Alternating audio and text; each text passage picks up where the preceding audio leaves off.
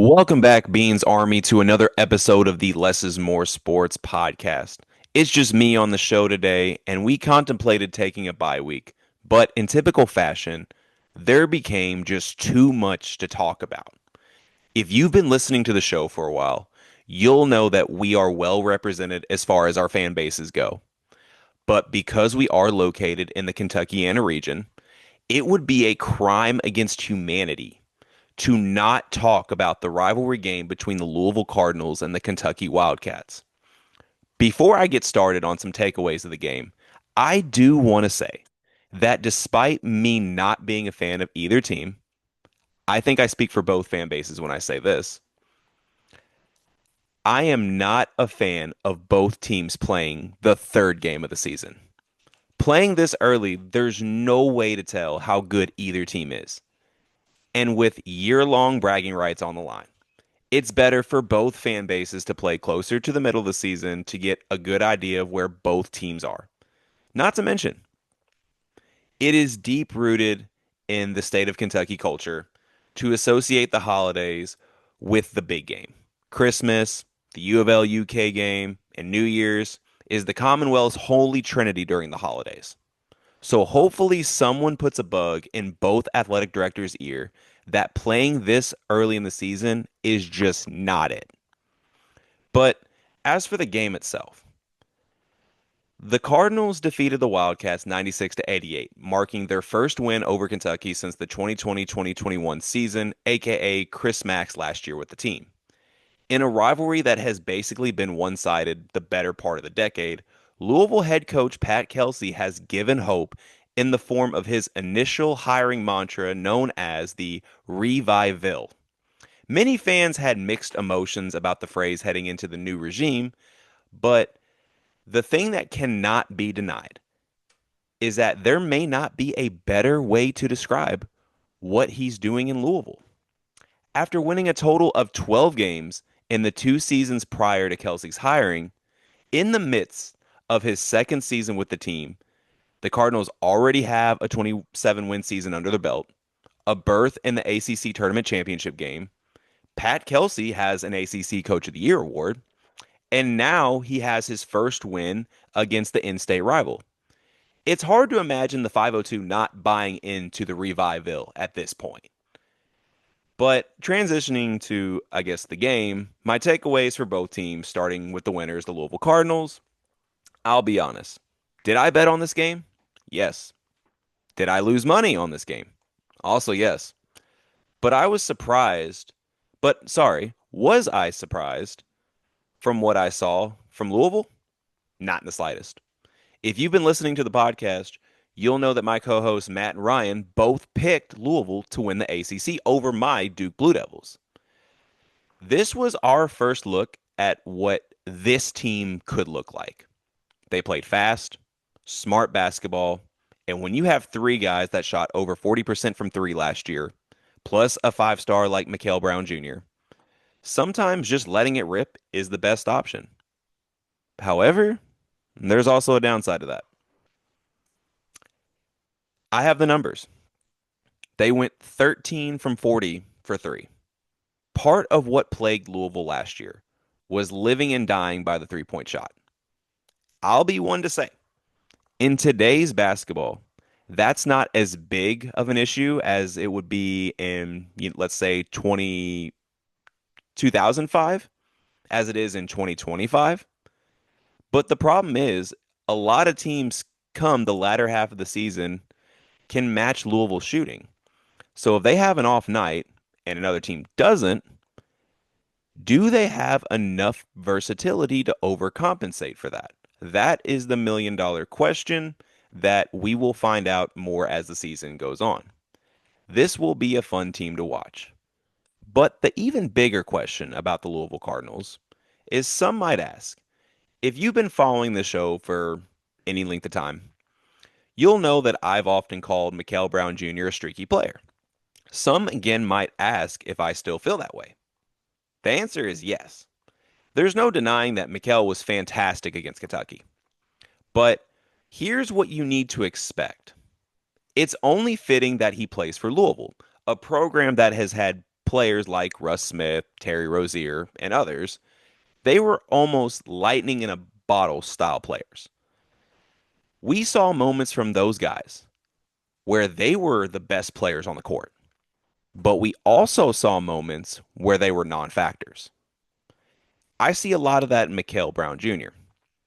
He's very similar to that. Against Kentucky, he was fantastic. 29 points, 5 assists, really good performance. And in a rivalry game, no less. Doesn't get much bigger than that. But, of course, there's also the exhibition against Kansas, where he scores 10 points on 2 of 15 shooting. Listen, I know it was an exhibition. I know it doesn't count towards the record. But it is still visible evidence to show the streaky player that I am referring to when I talk about Mikal Brown Jr. But to be frank, is that uncommon for freshmen? No. I have confidence in Mikal that he will straighten that up. It's a long season, and he has a lot of basketball left to play. He's still young. He still is developing. I am one to say that players at 18 years old are not finished products. No matter how much NBA scouts want to talk about this player has this ceiling or this player has that ceiling, there is no such thing as a finished product at 18. So, Mikal Brown Jr., there is a lot to like about him. Games against Kentucky are going to get the fan base on board. But the reality of the situation is, as exciting as he has looked so far, there is going to be room for growth.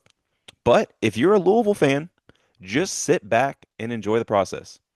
It's going to be a fun season for you all. And the game against Kentucky is only the beginning. Will you all knock my Blue Devils off the ACC, throne? We'll see about that. Duke can shoot a lot of Duke's a very good three-point shooting team as well. We'll find out. I'm looking forward to it. First game is January 6th at 7 p.m. Tuesday night game. Not really a fan of that. Might have to work. Hopefully work lets me out early so I can go to that game.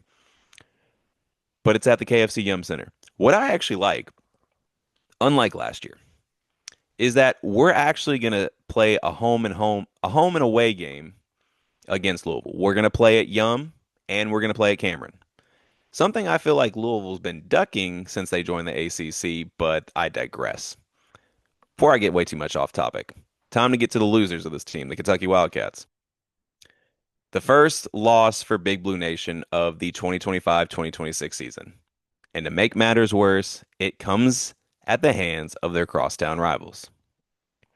And I personally know that Big Blue Nation is not at all going to overreact, right? I mean, come on, who are we kidding? There's no way a team goes out and spends $22 million on a roster, and anytime something bad happens, someone's just not going to have something to say. But we're already seeing it all over social media. Waste of money. Jalen Lowe sucks. This team can't finish, etc., etc. We're hearing it all. And I'll be honest, to the semi-rational fans that are reminding us that players like Jaden Clayton's still hasn't suited up, I'm going to keep it a buck. When it comes to that logic, I am actually closer to the irrational Kentucky fans on that one.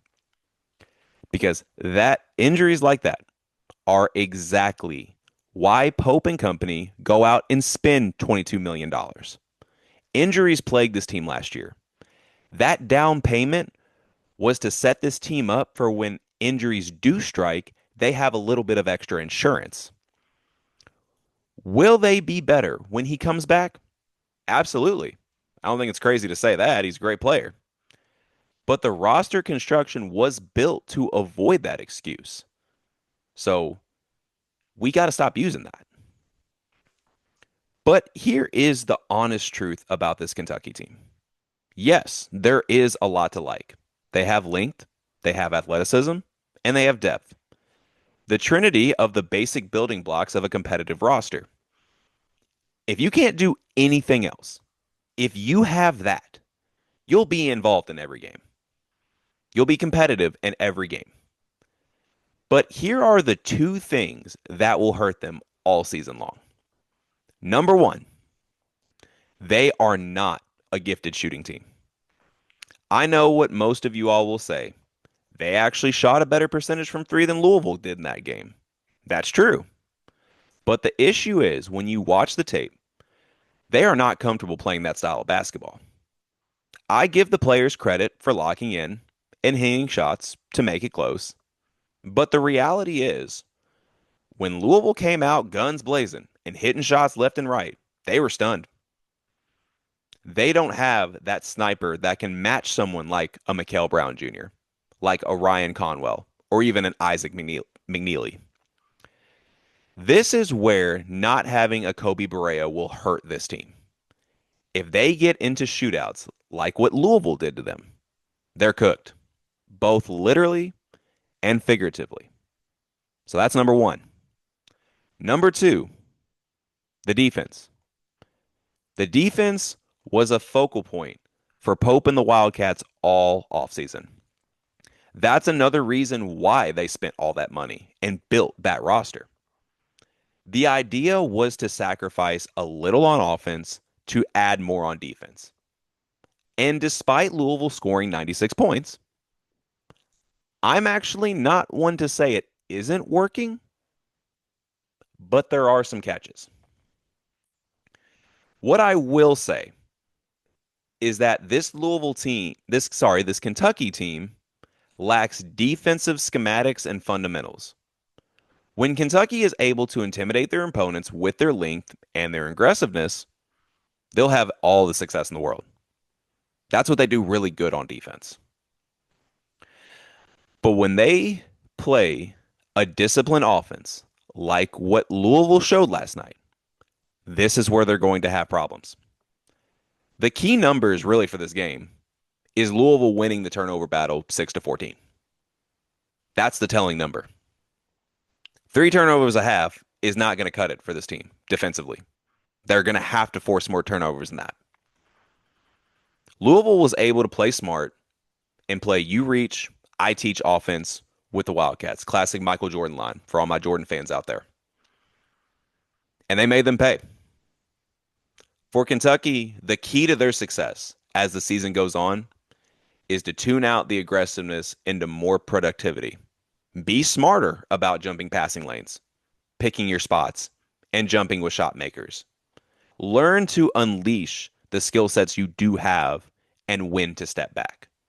All learning the fundamental side of the defensive side of the ball. That is my major takeaways from this game. But of course, that wraps up mostly what I wanted to talk about on this segment of the Less is More Sports podcast. Again, I want to remind you all that we may not have a full-length episode this weekend, but that does not mean that we're not going to have content coming out as it goes on. There's still a lot of things to talk about. I know two big-time recruits are committing on Friday, both Cameron Williams and Austin Gooseby. But overall, as a Louisville native, even though I am not a fan of either team, I do want to say that it is good for not only the sports world in the Kentuckiana region for both of these teams to be competitive. It's also good to not have Kentucky clearly dominating this series anymore. Because let's be honest, when you have one team winning the better part of the decade, is it really a rivalry? I know Michael Jordan used to say when he was at North Carolina, when they would dominate Duke, it wasn't a rivalry. We won every year. I'll be honest. In more recent years of the Duke North Carolina rivalry, something that I'm fully aware of, when Tyler Hansbrough was there and he went 4-0 at Cameron, it wasn't much of a rivalry. So I'm glad to see, just for the local fan bases and the energy that is surrounding both teams, that it is actually going to be a competitive series going on. Even though I may not be a fan of either team, I have to give credit where it's due. Both Mark Pope and Pat Kelsey, I think, are doing a phenomenal job at their respective schools. Both coaches are locked in, and the fan base is feeding off the energy. So, as we have another bluegrass battle of the bluegrass game under our belt, I want to say the major takeaways is that Louisville's no pushover anymore. And can we please Please, please, please get this game moved back to the closer to the holidays. It's just better for the culture. Whatever Kendrick Lamar said, it ain't just me. I'm with the culture feeling. But as always, like and subscribe to Less is More Sports, YouTube and Spotify channels to get the latest updates we have on content coming out. Be sure to follow the social media pages on Facebook, Twitter, and Threads. That's at Less is More Sports.